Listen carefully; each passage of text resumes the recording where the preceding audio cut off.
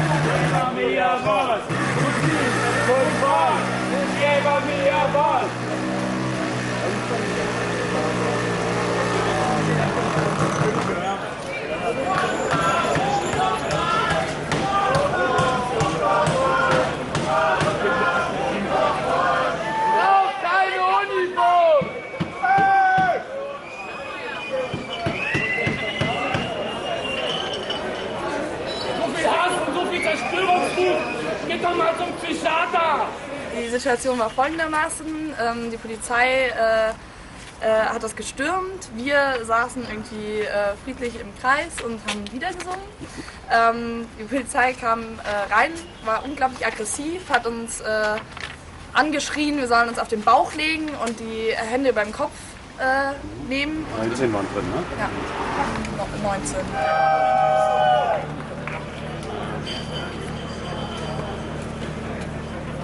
Ihr spricht jetzt mit ihm. Ja, als der Ströbele reinkam, es machte erst den Eindruck, als wollte er irgendwie da jetzt noch die Verhandlungen mit Verdi irgendwie vorantreiben, aber im Endeffekt hat sich herausgestellt, er wollte nur mal zwischendrin und draußen vermitteln, was wir auch ganz gut selber hinbekommen. Zur Durchführung polizeilicher Maßnahmen wird, wenn erforderlich, unmittelbarer Zwang in Form der körperlichen Gewalt gegen sie eingesetzt. Zum Heinrich-Heine-Platz bitte. Wie gesagt, in die Richtung dann. So, bitte immer in die Richtung, Platzverweise, Richtung Heinrich-Heine-Straße. Da lang. Das ist in Ordnung. Hallo. In die Richtung, immer das Gleiche. Platzverweis, wenn wir ansammeln. Ja, das wurde jetzt überall weiter.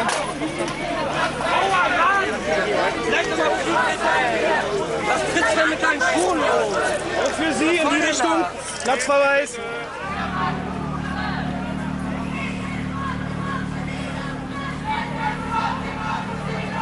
Vielleicht können Sie kurz sagen, warum Sie so eine Hausbesetzung interessiert, sodass Sie mit dem Fahrrad vorbeikommen. Ich war auf einer Versammlung der und wurde alarmiert, dass hier ein Haus besetzt worden ist. Und kurz danach, dass die Polizei das Haus am Räumen ist. Jetzt hier mit dem Polizeichef gesprochen, bin drin gewesen, habe mit den Leuten da drin gesprochen und habe mir selber ein Bild der Situation gemacht. Und würde es sehr befürworten, wenn man mit Verdi jetzt nochmal ins Gespräch kommen würde, um zu klären, dass dieses Haus, was ja offenbar, so wurde mir gesagt, seit langen Jahren leer steht, doch einer vernünftigen Nutzung zuzuführen. Ja.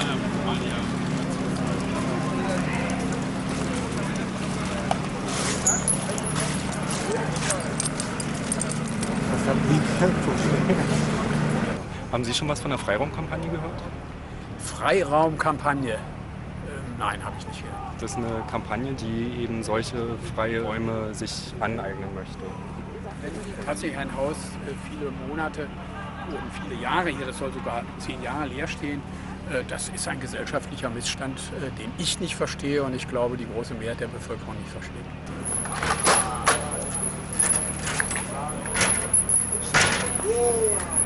Wir befinden uns hier in Kiezen, Kreuzberg, Friedrichshain und ähnliche, die im Moment extrem von Aufwertung betroffen sind. Von steigenden Mieten, Verdrängung einkommensschwächerer Bevölkerungsschichten und ähnlichem.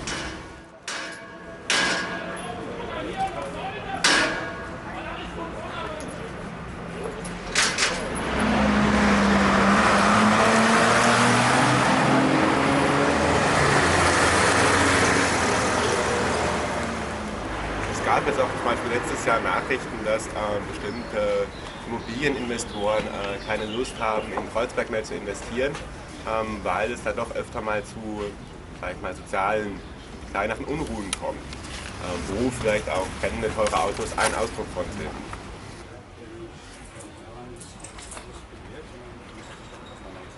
Die Frage wäre, warum hat man sich nicht, also es gibt ja hier so eine Bürgerinitiative beteiligt, die sehr engagiert ist.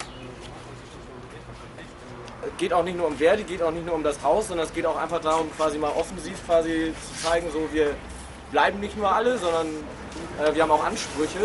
Ne? Wir wollen nicht in einem kleinen Zimmer leben mit viel Miete, sondern es ist überhaupt nicht nötig, dass hier überhaupt quasi der Wohnungsmarkt und das Wohnen als quasi Grundrecht kapitalistisch organisiert wird.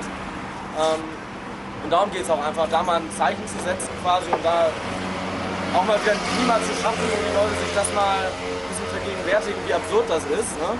Wem nutzt das eigentlich, dass Wohnungen hin und her verkauft werden, also denen, die drin wohnen, eben bestimmt gar nicht. Es sei denn, die haben das Geld, sich die selber zu kaufen, das sind aber die wenigsten. Und das sind eben einfach so Ziele, die wir hoffen, auch durch weitere Aktionen halt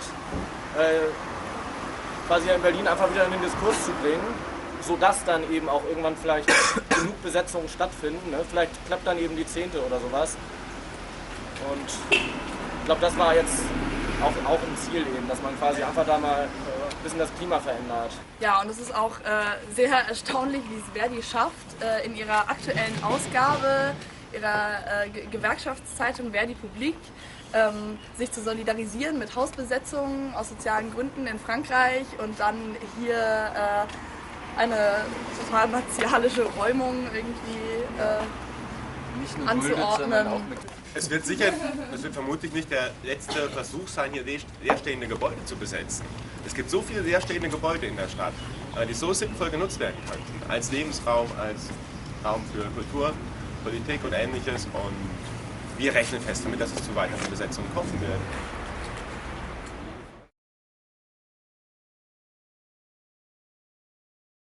A negotiator, police with not wearing the riot gear. He's wearing like a hat with a little badge on it, and then. 'Cause I got you and you got me and we are one. Well, we got life and love and hope. That's how we go. So no problem, no problem.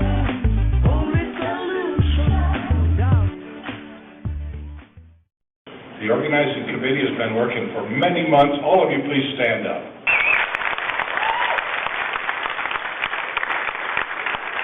Member of the organizing committee who has to be at work in about 15 minutes over at the community hospital. I'd like Bill Bates to come up. He wanted to say just a few words. Administration and supervisors have come against us. They've given us wrong information. They have harassed us. They've told us that, we're maybe going to lose your job or these folks are going to take you in and own you or something. Well, that's not the case because the union is us. We will decide what happens. Isn't that right? Yeah. Right.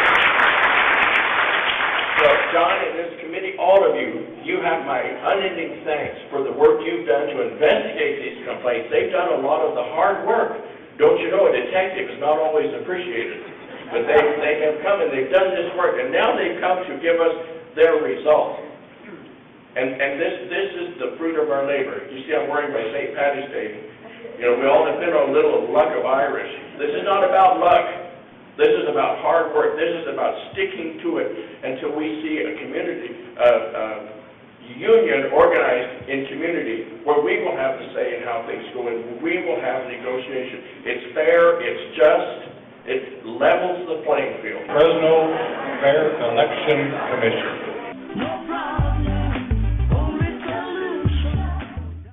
Employees have been told that by signing a petition, they would be giving the union power of attorney over them, that the union would sell workers' personal information, and that signing a petition was equivalent to giving the union a blank check. You can find it on page 12 of your book.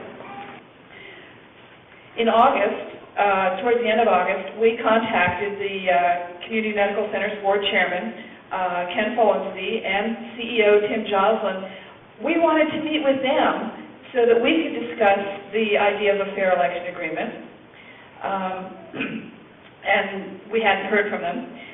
September 6th, the employees of the hospital tried to deliver to Joslin a proposal for a fair election agreement and to request a meeting to discuss them, and they were actually barred from these offices. Later on in September, in a memo to employees, the management rejected the request for a fair election agreement. So in September, we met with CMC workers to discuss the principles and listen to their stories. And we've been listening to their stories and observing what's been going on for many months now. Supervisors interrogated employees about their union sentiments. Supervisors restricted employees' freedom of speech. We all deserve freedom of speech. Supervisors used fear as a tactic. CMC administration presented misleading and distorted information to employees. The Commission recommends the following recommendations. Community medical centers should engage in dialogue with this Commission, CMC Union Organizing Committee, SEIU, UHW, to develop a mutually respectful relationship. Community medical centers should end its use of anti-union consultants and refrain from using them in the future. Each year, about $100 million to help run the establishment from government, partly from county, partly from state, partly from federal government. So they have great responsibilities that way. The county has generally not been monitoring very strongly, although it is their responsibility to monitor the contract that still exists with the community medical centers. Good point. I think maybe some discussion with supervisors would be very helpful. There's a representative, one of the supervisors here, and we have talked in the past with some others. But coming directly from any of you, I think could be very helpful. Despite everything, we're still going to have a union, and it's going to happen. So thank you.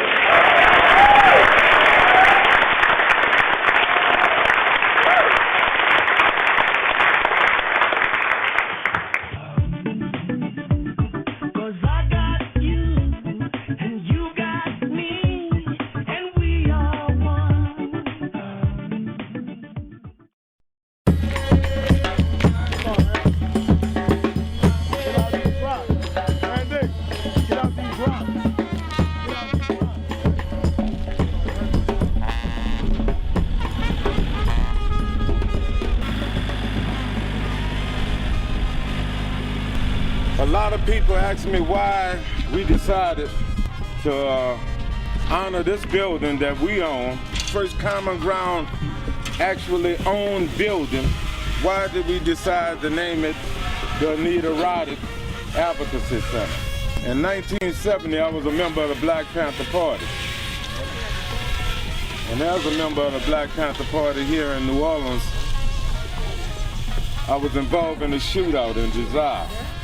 During the time that I was incarcerated, I met 3 beautiful young men. 2 of them is now entering their 36th year of solitary confinement. Throughout the nation, they say it's a big thing when you just do 3 years in solitary. But they have been in solitary 36 years. And they are no longer young men. But again, you might say, well, what that got to do with Anita Roddick in this building? It have everything to do with it. Because when we started the Angola 3 Support Committee, we couldn't get them classified as political prisoners. But Anita came, and she showed that she stood for peace and justice. She's not even an American. She didn't have no reason to say, well, I care about what happened to 3 black inmates in Louisiana. But she understood that when you stand against injustice anywhere, you stand against it everywhere. And she was here. And she put not only her money and her resources, but she put her whole effort in making sure that these individuals will one day reach justice. We went through the racism of Katrina and the horrors that it also brought about, and we have survived it. Now it's time for us to come together and stop becoming just a black community or a white community, but just a community. One that understands the importance of not only peace and freedom, but cultural enrichment. At Common Ground now we have served over 180,000 people in direct service, and we are steady moving forward. This legal clinic, this advocacy center, that bus will be offering free transportation to Angola on weekends. And we have accomplished this in spite of the government. In spite of them. We have yet to have any elected official to come and say, well, hey, thank you for what you have done. But now we have individuals that have came forward and stepped up, like EPCO. Like the students from Chico came here and redid Walter Goodman's house, this house here. More pictures have been taken of that house than any other house back here. The barge landed right on the side of it. But they could take pictures at a house, but they couldn't help. But our house is being rebuilt. If you go down and you see what Global Hope is doing at 1700 Desalon, where we got started, when nobody was allowed back here, Miss Dolores gave us permission to use her house. And they have done everything to make sure that she would run us out, and she stuck with us. And that's why this night ward is open.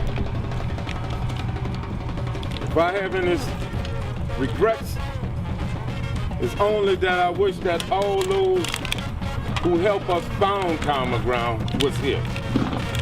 That they could see what we are doing. And they could understand that regardless of what anybody say, you know, that Common Ground is not falling, but we're moving forward. We're gonna make that happen. That will be a free legal clinic.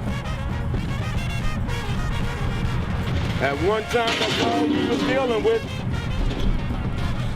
was litigation as it relates to Katrina, but not anymore. Now we're going to deal with litigation as it relates to our people as a whole. You're in jail and you need legal assistance, we're going to offer it. If you're in prison and you need legal assistance, we're going to offer it. If you need a job when you come out, we're going to help you find a job and train, because we know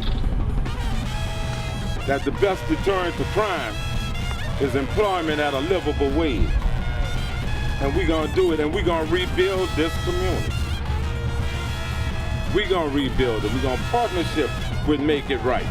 We're going to partnership with other organizations, ACORN, NINA, and any other organization. We're going to remove our petty differences that have divided us. We're going to make sure that never again will the ugly head of COINTELPRO keep us divided. And we're going to make this one community. And it's so important. This house is where the first black voters registration organization was founded. So it have a history. Individuals have found refuge in this house and that house for every hurricane since '47. Don't just come out here on a Saturday with us, but come out here during the weekdays and help us. Come out here with your ideas. And let's together, let's make sure that we not only rebuild the Ninth Ward, but we rebuild it in a sustainable way, and we come back greater than it ever was before. With that, I want to thank you, and please have a good time.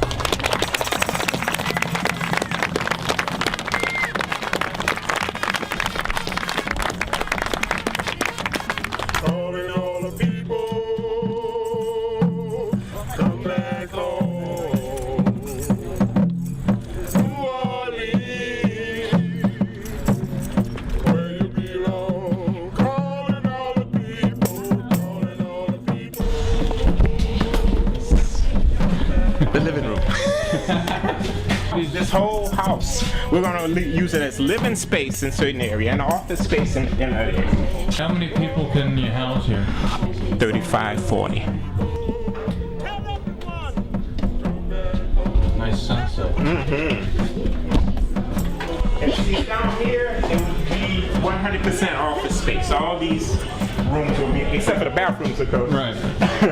They're all going to be office. That's the office too, isn't it? Yes, they're all going to be office.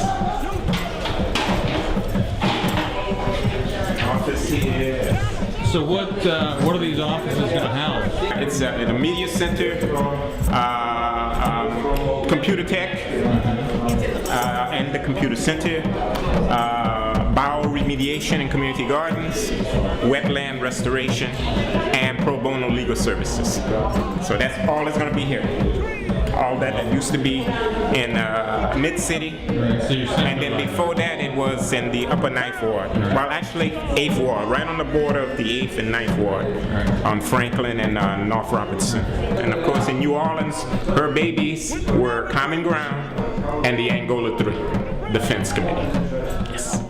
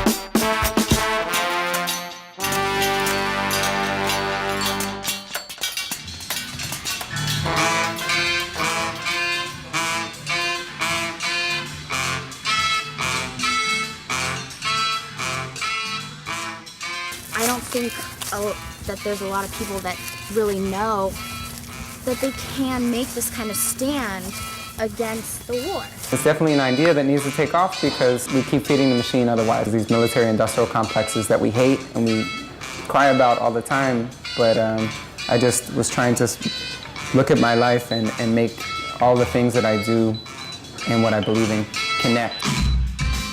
Someone my age who's maybe just coming in, or Rico's age who's just coming into the work world, and understanding that we don't want to be a part of a war system and paying into that system, but how do we do it? We're meeting people who are, on all levels. The greatest changes in history have only come when people are willing to put everything on the line. A lot of it is just a symbolic kind of thing redirect some money into our community groups. The whole thing is stopping business as usual. What can we do? You know, what is in our power to make a statement that might have some meaning and some change? This is direct resistance to what the United States government wants me to do.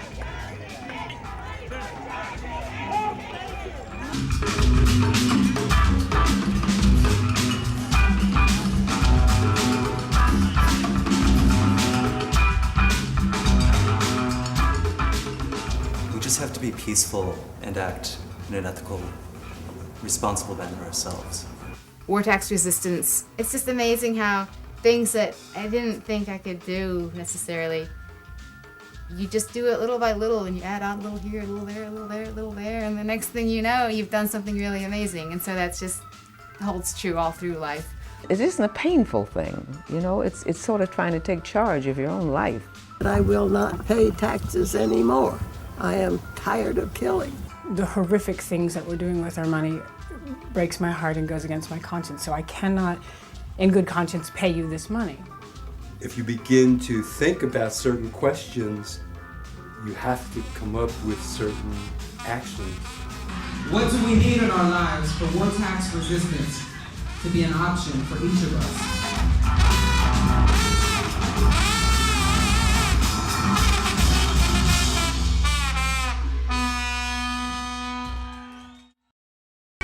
Time is running out. I think that persuasive case is there now, but they're not cooperating. Not testing whether something can be found. It's about weapons inspectors hunting and pecking all over the country. First they said no, then they said planes only. Now we hear 15,000 troops.